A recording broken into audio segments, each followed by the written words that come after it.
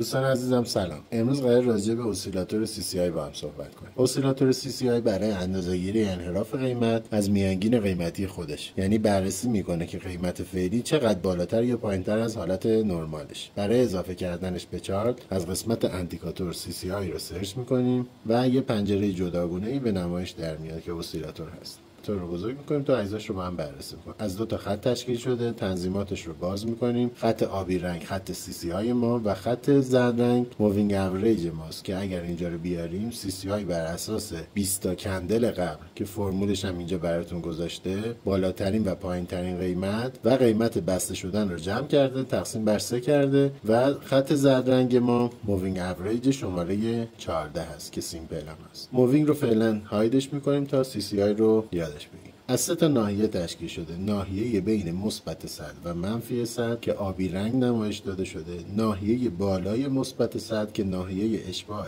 خرید و ناحیه پایین منفی 100 یا ناحیه اشباع فروش نامگذاری میشه. 4 تا کاربرد داره این اسیلاتور برای ما. بریم دونه دونه روی چارت با هم بررسیش بکنیم. کاربرد اولش میتونه به ما سیگنال بده بر اساس ورود و خروج از ناحیه‌های اشباع. یعنی چی؟ یعنی موقعی که نمودار CCI از ناحیه اشباع وارد ناحیه رنگی ما میشه، یعنی بین مثبت 100 و منفی 100، سیگنال فروش برای ما صادر میشه و موقعی که از ناحیه منفی 100 به سمت رنگی وارد میشه، سیگنال خرید برای ما صادر میشه. ببینید اینجا سیگنال خرید و اینجا سیگنال فروش، اینجا سیگنال فروش، اینجا سیگنال خرید. این کاربرد اولش. حالا مقایسهش بکنیم با قیمت. اینجا سیگنال خرید صادر شده و ما میتونستیم یه سودی رو از بازار بگیریم. اینجا سیگنال فروش رو صادر کرده، ما میتونستیم با معامله سود خودمون رو بگیریم. اما این نحوه سیگنال دهی خطاهایی رو هم برای ما به دنباله. مثلا اینجا از ناحیه اشباع وارد ناحیه رنگی ما شده که ببینید قیمت تغییر آنچنانی نداشته، حتی بعدش بالاتر هم رفته. یه مثال دیگه اگه بخوام براتون بزنم، اینجا از ناحیه اشباع وارد ناحیه رنگی ما شده ولی قیمت به سمت بالا حرکت کرده. پس اولین چیزی که توی این سیگنال ما باید رعایت بکنیم اینه که اول روند رو تشخیص بدیم که ما اینجا یه روند صعودی داریم، پس باید سیگنال های بای رو در نظر بگیریم و اینجوری سیگنال های خطادار رو برای خودمون فیلتر میکنیم. ببینید اینجا به سمت بالا حرکت کرده، ما معامله خرید خودمون رو باز میکنیم و سودمون رو میگیریم. مجددا اینجا سود خودمون رو میتونستیم بگیریم و زمانی هم که توی یه روند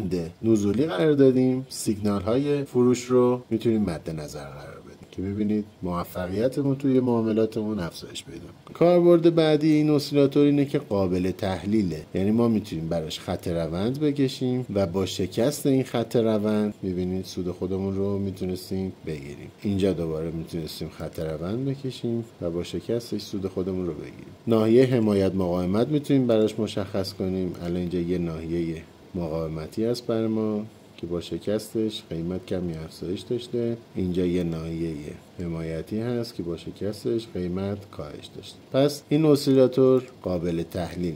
مورد بعدی کاربردش مووینگ اوریج است که تریدینگ ویو برای ما گذاشته و میتونه یه نوع سیگنال دهی رو برای ما داشته باشه. به طور کلی زمانی که نمودار بالای خط صفر هست قدرت دست خریدارها و زمانی که خط صفر رو به سمت پایین میشکنه قدرت میفته دست فروشنده ها. پس ما میتونیم با همین مووینگ اوریج و این نکته سیگنال های خودمون رو بگیریم. الان اینجا ما زیر ناحیه صفر قرار داریم، پس ببینید این سیگنال رو ما فیلتر میکنیم و سیگنال فروشش چون قدرت دست فروشنده است زمانی که نمودار CCI مووینگ اوریج رو به سمت پایین قطع کرد، یعنی این نقطه میتونستیم فروش خودمون رو انجام بدیم. حالا اومده بالای صفر، اینجا سیگنال فروش صادر کرده، اینو ما نادیده میگیریم. میایم جلوتر، اینجا بالای خط صفر همزمان مووینگ هم کراس کرده به سمت بالا و میتونستیم معامله خرید خودمون رو انجام بدیم. اینجا به همین شکل زیر خط صفر قرار داره، به سمت پایین قطع کرده، پس میتونستیم یه معامله سلی رو داشته باشیم. تو این قسمت قرار مهمترین کاربرد اسیلاتور CCI رو با هم دیگه بررسی بکنیم که مقایسه سقف‌ها و کف‌های قیمت و سقف‌ها و کف‌های اسیلاتور. ببینید ما یه روند صعودی رو اینجا داشتیم. قیمت سقف‌ها و کف‌های بالاتری رو برای ما میساخت. توی اسیلاتور هم سقف‌های بالاتر داشت ساخته میشد. تا این ناحیه قیمت سقف بالاتری برای ما ساخته،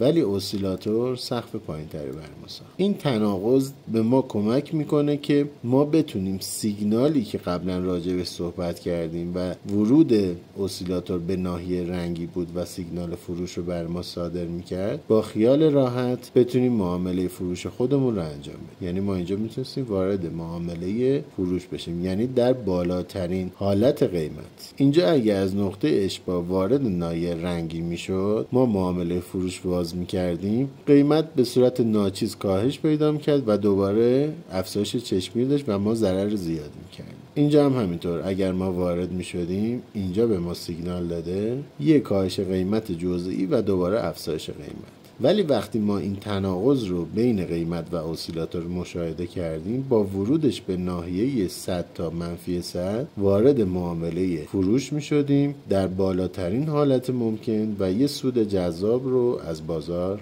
می گرفتیم.